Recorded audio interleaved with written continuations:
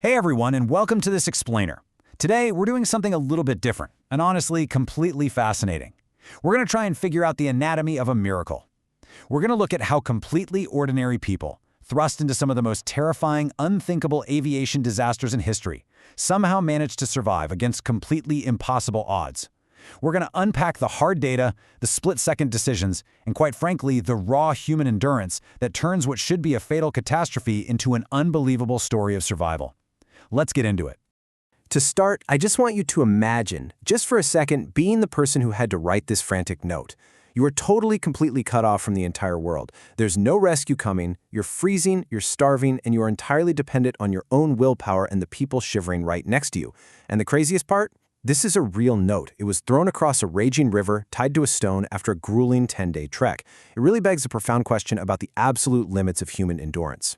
Okay, let's dive into this. What exactly is the difference between a tragic, fatal disaster and a miraculous survival?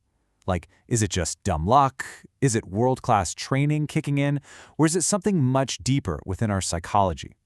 To answer this core question today, we're going to look really closely at four incredibly distinct historic flights. Now, the staggering differences between these crises are what make this whole analysis so interesting. Just think about the crisis durations here.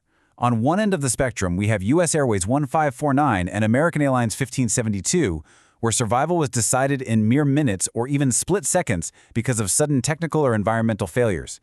But then on the exact opposite end, we have Uruguayan Flight 571 in the Andes. That was a grueling 72-day struggle for life. The threats are completely, wildly different, yet the basic requirement for survival remains exactly the same.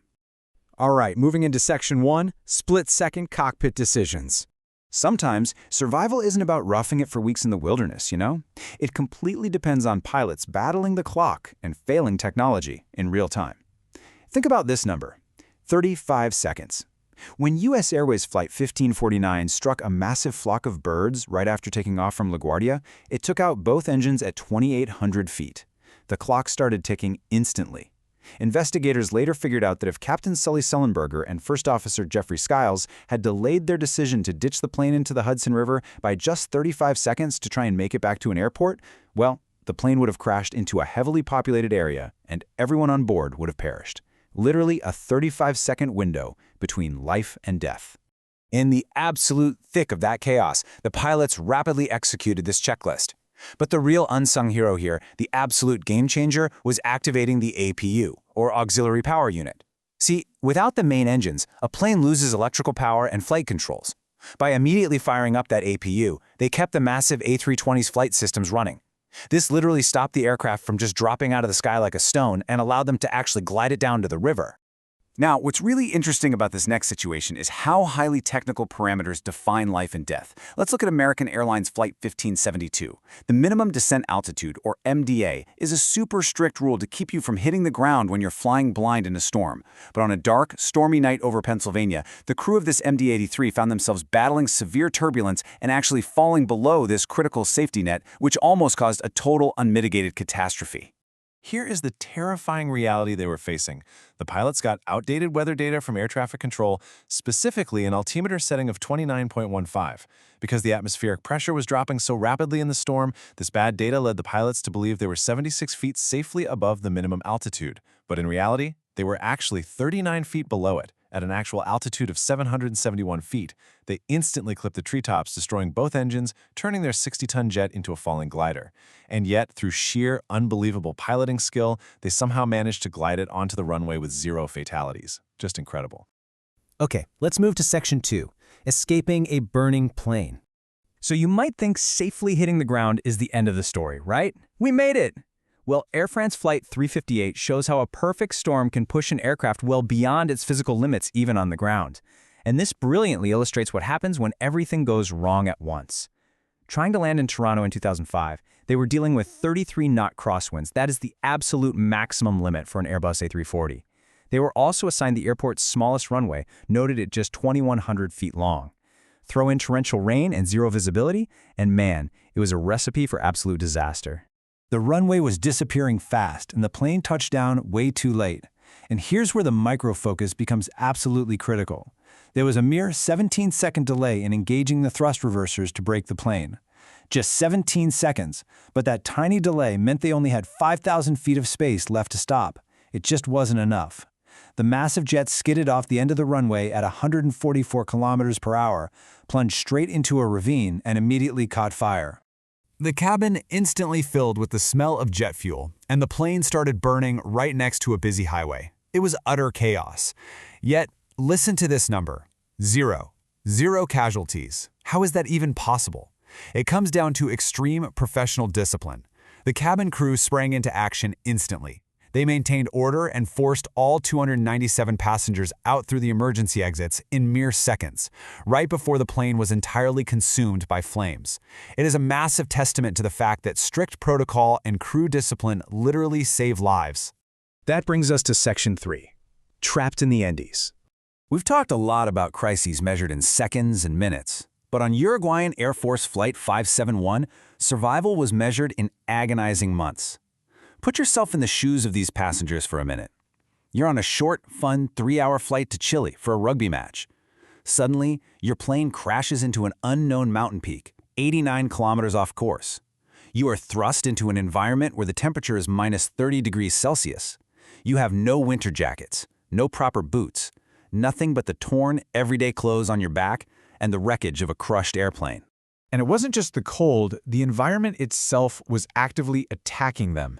At 3,570 meters up, the sun's ultraviolet rays aggressively reflect off the endless snow and ice. It literally burns the corneas of your eyes. Among the 33 initial survivors, they had a grand total of 3 pairs of sunglasses. Without them, just looking outside meant risking permanent, irreversible blindness. Let's move to this timeline and see how this builds, because the reality is just devastating. Day 1 is the crash. By day 8, they hear on a rigged transistor radio that the official search has been canceled. The world has literally given up on them. On day 16, a massive avalanche buries the fuselage, suffocating 8 more people. It isn't until day 60 that a final, totally impossible hike even begins. Their hope wasn't just tested, it was crushed over and over again. And then, of course, there was the starvation. The food they had was practically non-existent. A few chocolates, a tin of mussels, some wine. Nando Parado, one of the survivors, rationed his food so severely that he ate a single chocolate-covered peanut over 3 grueling days. Just one peanut, over 3 days. But eventually, all the food was gone. Faced with the absolute certainty of starvation, they were forced into the unimaginable, agonizing decision to consume the flesh of their fallen friends and family members. It was a harrowing, heartbreaking choice born purely out of the human drive to live. But alongside that unimaginable hardship, there was also immense brilliance. Much like the highly trained pilots we discussed earlier, these young, completely untrained survivors had to use incredible ingenuity. You can't just eat snow directly without freezing your core temperature, right? So they used metal sheets from the plane to channel the sun's rays and melt snow into empty wine bottles. They repurposed seat cushions into snowshoes so they wouldn't sink into the drifts. And crucially, a survivor named Carlos Miguel Rodriguez used a tiny sewing kit to meticulously stitch seat insulation into a massive sleeping bag. And that sleeping bag proved vital for what came next.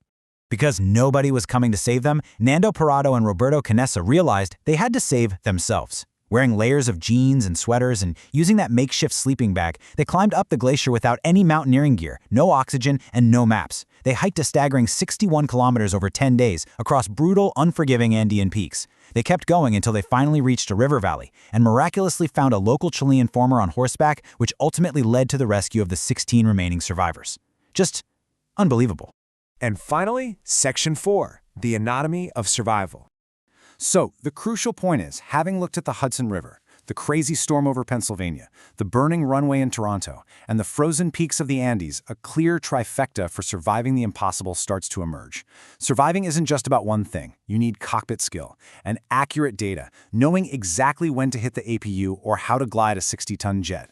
You need strict crew discipline, executing a flawless evacuation in seconds before a fire consumes the cabin. And finally, you absolutely need raw human willpower, the kind of grit that makes you walk 61 kilometers through the snow when the entire world thinks you are already dead. Which brings us to this powerful, classic thought that perfectly captures the essence of the Andes miracle, the heroes of the Hudson River, and the crews of Air France and American Airlines. When pushed to the absolute brink, human resilience is capable of defying incredible odds. Where there truly is a will to live, human beings will find or carve out away. Which leaves us with this final thought. We've seen pilots defy physics, and we've seen ordinary people endure the unimaginable on frozen peaks. It forces you to look inward. If you were stripped of every single comfort, entirely cut off from the world, and faced with the absolute impossible, how far would you go to survive? Thank you so much for joining me for this explainer. Keep questioning, keep learning, and I'll catch you in the next one.